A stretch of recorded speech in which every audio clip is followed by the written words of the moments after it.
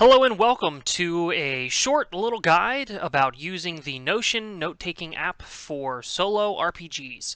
I've gotten a lot of questions about the application, how I use it, why I use it for solo RPGs. I use it professionally. I use it personally.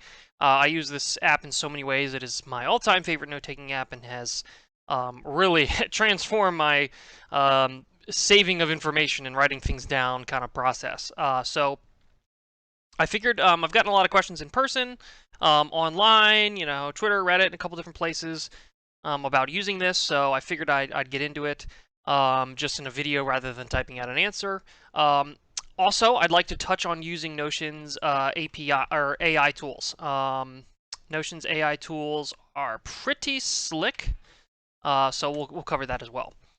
Alright, so let's get started using Notion for solo tabletop RPGs. Before I do so, I want to cover who this video is for. My workflow and why I like this app is because I don't like to journal. A lot of solo RPGs are all about journaling. I don't like to journal. I don't like to type a lot. I don't need every single piece of dialogue and setting the scene. When I walk into a tavern, I don't need to know what it smells like, what color the wood is, what are the adornments on the wall. I don't need to know any of that information. For me personally, I am a very kind of low effort solo RPG player. The reason for that is because for me, I play solo as a way to supplement my group play. I don't have a lot of time. With kids and life, I don't have the opportunity to join groups weekly in time slots that are amenable to other folks who can play in those times. So for me, I use solo RPGs or playing RPGs in a solo fashion as a way really just to test my character sheet. I just kind of play quick. Nothing too deep. Just really what I'm looking at is my character sheet, what stats are interesting, and I really just find a reason to use those stats. Does my thief have a really high dexterity score? Well, good. Maybe we can use dexterity to sneak into the castle and fly down the flag, hit the zipline pole through the window, across the room, over the other window, and I can just use all kinds of different stats to check and see if any of those things are successful. So for me, playing solo RPGs, it's quick, it's easy, and most importantly, low effort. So that's why I like Notion and how I play solo RPGs, and I think that this guide is going to be geared toward folks who like to use or like to play in those manners as well. So if you are into the epic journaling experience, there are game systems that are all about journaling. There are ways to, in a kind of verbose and expanded way, kind of journal and write out your story. I like Notion because I can quickly write things down that are important, and I don't have to do those kind of journaling tasks. For me, an adventure starts like one quest. Let's do a heading. Quests. We can bullet very quickly by just using the little dash and then hitting space. Well, I'm already in a bullet scenario, but I can create bullets very quickly. And sneak into the castle. So it's easy for me to kind of make important text big and subtext indented in a really easy way. So first thing to note are your slash commands. Let's look at slash commands. They make time to type very low. Let's say I need to kind of hide. I have too many quests going. I got quest 1, I got quest 2, and 3 and 4 and 5, and way too many quests. I might want to do a toggle list. So what I can do is hit the slash key and do toggle, and do toggle list. And I can do all my quests. Boom. Now I can, whoops, quest 1, quest 2, quest 3, and maybe the text of these actually gets larger and larger over time, and I just want to hide them. I want to put a lot of stuff in one sheet. I can just hide them away with my toggle. Love the toggle feature. Let's take a look at some of the other types of content you can create. Headings 1, 2, and 3, which are just big words, little less big words, and little less big words, and then text is your kind of plain regular text.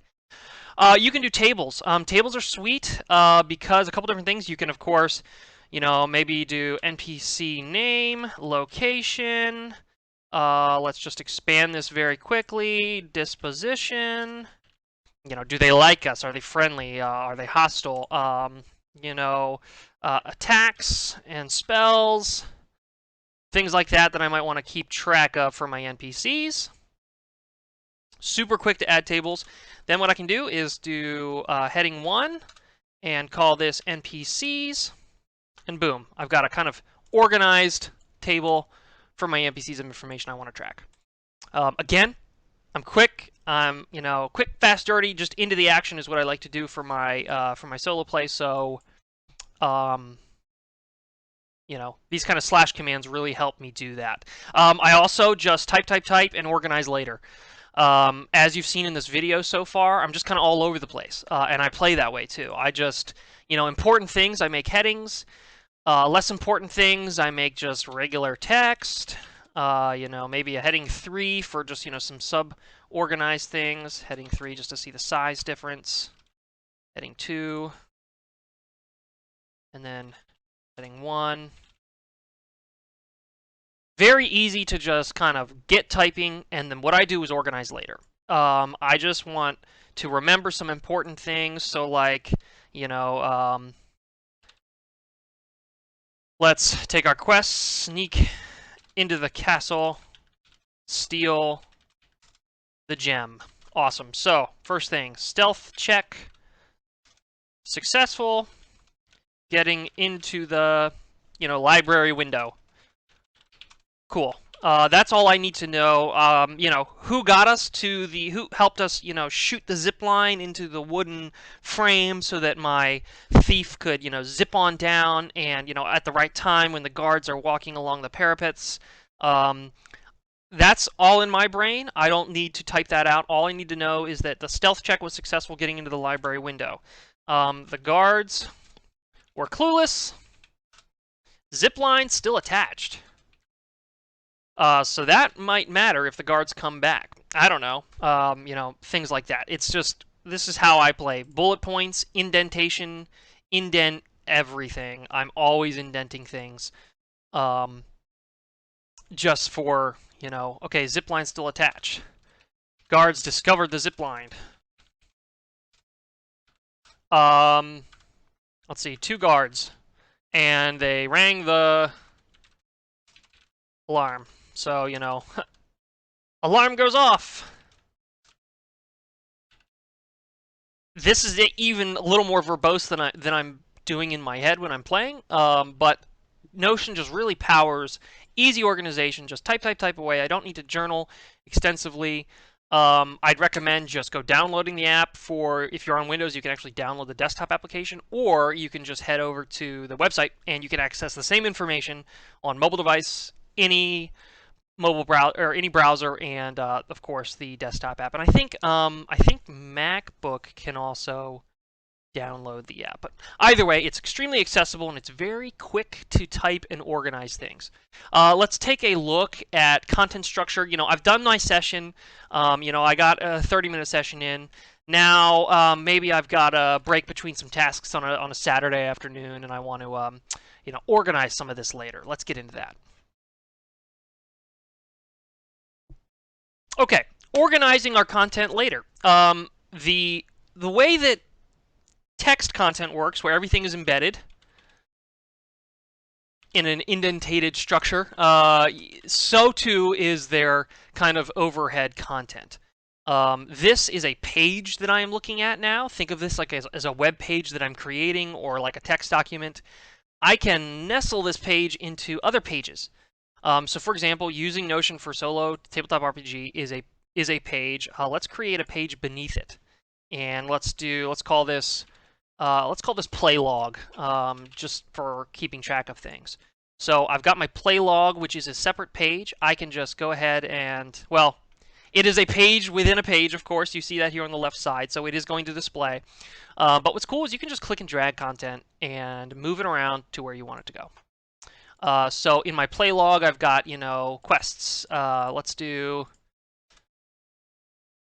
toggle, and you can of course do toggle heading 1, 2, and 3, which is very sweet. Let's do a toggle heading 2, quests, and then let's drag and drop this content up into the toggled section, and boom, sneak into the castle. Let's make this a toggle. All you need to do is type the little caret or arrow thing and then hit space, and boom, it'll transform your text block into a toggle. So now, sneaking into the castle, steal the gem. We've alerted the guards. We got to find the gem. And that's going to be some play session and escaping the castle. So things that can happen in, one or two of these sections can, of course, impact the other. And I can just keep it nice and organized. I love the toggle feature because I can just hide things that are just in my way. I can have a whole section here. Let's do toggle heading to loot and toggle heading to XP.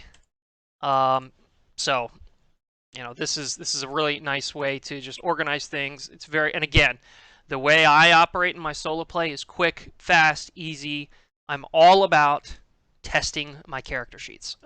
So, given that, and I think that's kind of just my testing character sheets. What I mean by that is just every, loot, XP, quests, everything that I'm doing is just an opportunity for me to look at my character sheet, find stats that I think are interesting, and come up with plans to use those stats. Am I an incredibly intellectual, 600-year-old elf who is of extremely high station? Maybe I served in the military for a few decades, so I'm a venerable fighter and warrior of the realm, and well respected amongst the academic and ruling elite. That kind of Galadriel type kind of elf. They're going to have incredibly high intellect and maybe high perception, and maybe in your system that you're using, you're going to have some unique stats. Like Forbidden Lands has like empathy. I would find a 600-year-old elf to be either extremely empathetic, or extremely unempathetic, or non-empathetic, where they just don't connect with the regular folk of the kingdom. So you can just find those stats, and what I like to do is always look at your low stats, always look at your high stats, and play between the two of them. Sometimes you want people who are very bad at things to try to do things, and they might succeed or fail, and that might impact your plan. So, huge tangent for how I play solo with Notion, and just some quick tips on some of the content. I do want to highlight a couple other features. Let's take a look at Notion's AI and how that can help you use this app quickly and just kind of have a lot of fun, both playing with the AI and its tools, and two, doing it in an embedded way where it is inside your Notion instance. And three, just some fun tips and tricks for using the AI. Okay, using Notion's AI in solo RPG play. So I really, really like Notion's AI implementation. I have found it to be just as powerful, if not more powerful in certain ways, than ChatGPT's just plain website. I don't know enough about AI technology. What I suspect is that Notion is using an API integration with ChatGPT to use OpenAI's platform for theirs. I have no idea if that's true. I haven't looked into it past the fact that I can use it, and I use it often. So this isn't a treatise on AI. There's all kinds of things when it comes to AI art and AI, information and its limitations, how it helps you, how it doesn't help you, things like that. I don't care. What I use Notion's AI, I mean, I do care, but not for the sake of this video. What I like about Notion's AI is a couple different things. Number one, before I get into using Notion's API, just understand that I use it as a supplement. I do not use it as the primary method for my play. So if I want to go on a quest, for example, let's go back to our play log. Let's make a new quest. you know what? Let's go ahead and organize. We're going to highlight here some of Notion's organizational features. Let's see, the castle heist, and we're going to drop these 3 up into the castle heist, and I can just hide that quest. All right, next quest. AI-driven dungeon. Let's just call it that. That's the quest. And all right. Let's use Notion's AI features here. I'm going to use them in the way I use them, and maybe highlight some cool features. So I know I'm going to be into a dungeon. Let's say, you know, in the previous heist scenario, we didn't find the gem, but we found in a much more sinister plot beneath the castle. The king, who we were trying to, let's say we were in a Robin Hood scenario, we were trying to steal a gem, give it to the people, and they can, you know, maybe it's a piece of power, and the person who wields it's kind of like the dark saber. The person who wields the gem rules the kingdom or the, you know, the fiefdom or whatever. So let's say we not only, you know, maybe we didn't find the gem, but we found something much more sinister underneath. So we got to sneak back into the castle someday and get into that dungeon, and maybe all the dissidents of the you know, the townsfolk and stuff, they are being stuffed into this dungeon, and all kinds of evil experiments by this dark necromancer. You know, your worm tongue style advisor who has twisted the mind of the king runs this evil necromantic dungeon beneath. So that's our dungeon. So in that case, I'm now using AI as a supplement. I know what my mission is. I got to find out what's going on in this dungeon. I know who the players are. The king, whose mind is twisted, a once noble man, is now, you know, Theoden. Okay, he's a good guy turned bad guy, but not of his own doing. The evil necromancer, you know, Snow White style witch, who is beautiful in some. Maybe he's this gorgeous, you know, very noble, who really wants to put the best foot forward of the kingdom. But when he takes his magical mask off, he's this old, decrepit, nasty, you know, witch style warlocks kind of guy. So I've got the players, I've got the mission, I've got kind of a setting. How do I use AI here? So what I'm going to do is just quick cover how the AI works, and then kind of show you how I use it in a solo scenario. So you can just click this plus sign, and I think it's an option here. The UI has changed a few times. Oh, wait. Press space for AI. Cool. Okay. All right. So there's this. I also hit Control J. Control J brings up the same thing. So if I'm here, I can just hit Control J and boom, it just brings up my AI window. So what I love about Notion's AI is you can just tell it D6 thing. Let's see, sinister monsters I might find while adventuring in a dungeon beneath the king's castle. Let's see what it gives me. Ooh, an ochre jelly that slithers along the floor, leaving behind a trail of acidic slime. A pack of goblins led by a wily bugbear, bats, spiders, undead skeletons, dark magic, shadowy figure that fits in and out of dimly lit corridors, leaving behind a trail of terror and confusion. Okay, so here's how I use AI in my gameplay. When I just need a quick table of things, in this case I needed a D6 table of sinister monsters you might find while adventuring in a dungeon beneath the king's castle, what I like to do is just take the tidbits that I like and delete anything I don't like. So let's see. Goblins and a wily bugbear, maybe we'll experience them at the end, but I think undead skeletons animated by dark magic and wielding rusting swords, they're going to be the chaff soldiers of the enemies I'm fighting. Bats and giant spiders, I don't think I'm going to run into those. This is a pretty tight-knit operation by this necromancer that he's going to pull in a smooth one over the townsfolk. So I don't think any of these are going to be present. And look at that, it just reorganizes 1, 2, 3. The shadowy figure that flits in and out of the dimly lit corridors, love that. So as my adventurers are making their way room to room, hallway to hallway, they know that there's a presence that understands they are there, is aware of their location, and is toying with them. You know, maybe this is that, you know, House of Horrors, and this necromancer who realized he's been had, we're on to him, is now he's going to pull his final finale. Maybe his plan is not yet fully enacted, but he's just going to get it rolling. So maybe that's how I'm going to use that. Any chaff that I need to fight throughout the hallways and stuff is going to be the undead reanimated corpses of the villagers and townsfolk that have been going missing, the dissidents that have been jailed. So, you know, maybe, well, I'm going to pause there. These are townsfolk that other people know. Maybe that's something that we can use to build out your story. And then an ochre jelly that slithers along the floor. So maybe this is like a science experiment, a magical science experiment where the necromancer is twisting the people and turning them into his shadowy servants. And, you know, you're going to find things like oozes, maybe those giant spiders and bats and rats and all that kind of classic, you know, dungeon monster. Maybe those are the twisted animals from collected by the local, you know, rodent watch and patrol. Classic, you know, giant rat in your basement. I mean, what adventure doesn't start out with something like that? So maybe he's been keeping those rats and performing experiments on them.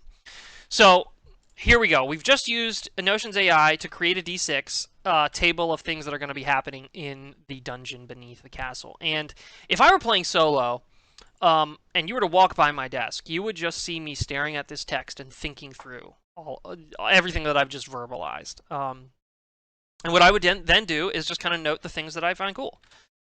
Shadowy figure knows we're here and is tracking us / toying with us.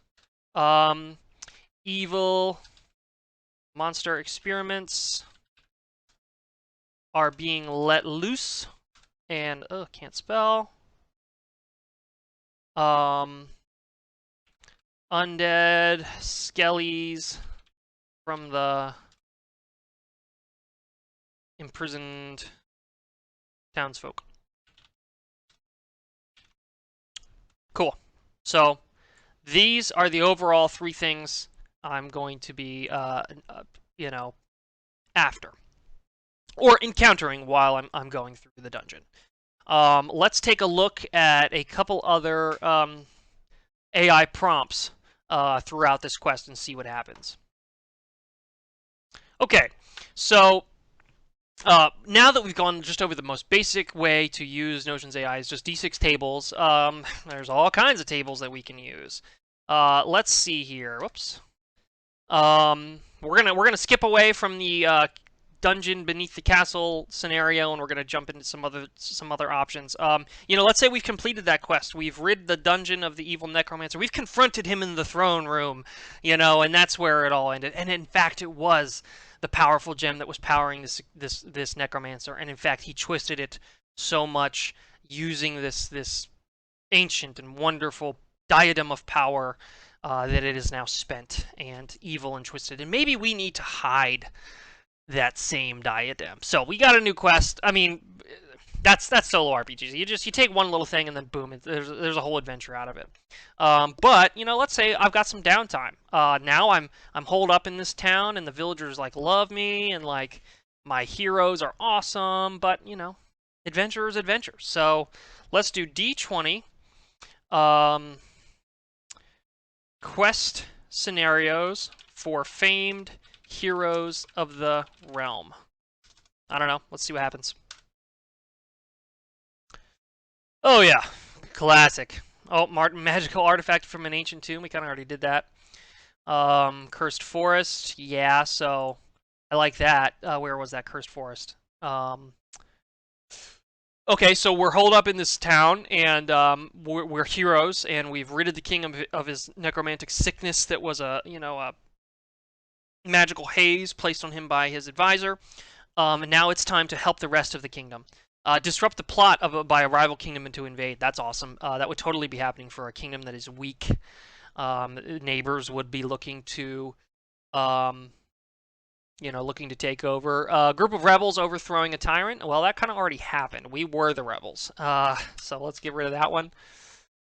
Series of murders rumored to be work of a werewolf. So maybe some of these science experiments. Here we go. These two. Hey, these three might be linked. Maybe the evil magic experiments have led to monsters escaping the dungeon. Maybe we blew one of the dungeon doors open with some dynamite and things were able to escape. Well, we got to go find those things. We got to go keep this town safe. So we're going to hunt down those two vampires that we found. We got to hunt down that werewolf. We got to hunt down a D10 table of monsters that were unleashed by the power of an evil yet secret necromancer. Oops. Okay, it corrected me. Thank you. Zombie hordes, hulking golem, swarm of undead rats, spectral apparition, ooh, wraiths, multi-limbed abomination that sprouts tentacles and feeds on human flesh. Yeah, that'll be there. Vampiric bats. Okay, so vampiric anything that might have been twisted. A powerful lich, master of the undead, wield of necrotic magic. We kind of fought that guy, but maybe the one we fought was just a weaker servant of the higher power. So really, you can just use this to come up with things. And again, I'm quick. I like to just jump in. All right, we're gonna skip. We're not gonna go to the town and see if the village inn and general store will give us a quest so that we can maybe buy some torches. And I don't do all those things. I just say we're full on supply. We have the torches we need. And we're out into the forest hunting that werewolf or the vampiric bats or investigating the murders around town. It's just we're there, we're doing it. Let's go. So that's how I roll. Notion helps me do that. And again, look at all this content we've made in just minutes. In fact, I've re-recorded this video like 14 times because there's just so much that I use and do, and figured cutting it down to just talking about Notion and what it can do and just showing that is really easy. But all of this content that I've put together for these videos probably took me about 8 minutes total. Like when I actually thought about writing information. You can even like kind of put in little icons to indicate things. Notion is just so easy to use quickly. Notion's AI, you can see how we use that here. Another example of using Notion's AI. Sorry, I'm skipping around here. Create a CR3. I don't know. That feels right. A CR3 stat block for an evil necromancer. We'll see what it does. Nice. Medium humanoid. Armor class 13, 45 HP. Gave me all the stats and tables. Excellent. Spellcasting. 2-a-day, blindness, deafening, raven, feelment, animate, dead fear, yeah, undead thralls. Cool. And it's got actions. And he can turn invisible. That's perfect. Because he's stalking us amongst his dungeonous hallways. So, I mean, that's awesome. That'll totally work. 45 hit points, that sounds reasonable. Usually that's what I go for, is like 45. Like, I look at the HP and I think, how much damage can my peeps do in one combat round, and see if that works. And of course, you own the text now, so you can just change this all you want. You like things, you want to save this for the next time you fight a necromancer, or just name it something else. Undead mage, whatever, you've got it. Super useful. The sky's the limit for creating stat blocks and things like that. I have also found it to be pretty balanced if you give it a CR. I don't know what Notion or ChatGPT or whatever platform this is thinks about challenge rating, but I kind of have an idea of what a challenge rating 1, 2, 3, a quarter challenge rating, a half challenge rating might look like, and it's, to me, so far done a pretty good job of using that. Now, of course, this is super useful for D&D 5e especially. I don't play D&D solo that much anymore. I've been trying a couple other systems. I've done I've not had much luck creating AI content in a format for other RPGs. I haven't really tried. I've tried to use Rangers of Shadowdeep, 5 Leagues from the Borderlands, 5 torches deep. None of those have worked. So what I do is I create a 5e stat block and just twist it to what I want. Maybe take a +3 down to a +3. That sounds pretty intense. Maybe I think of the HPs as a wound system. Maybe I gotta hit this guy 5 times successfully rather than 45 HP. And just I kind of take the 5e stat block and just make it fit for what's happening.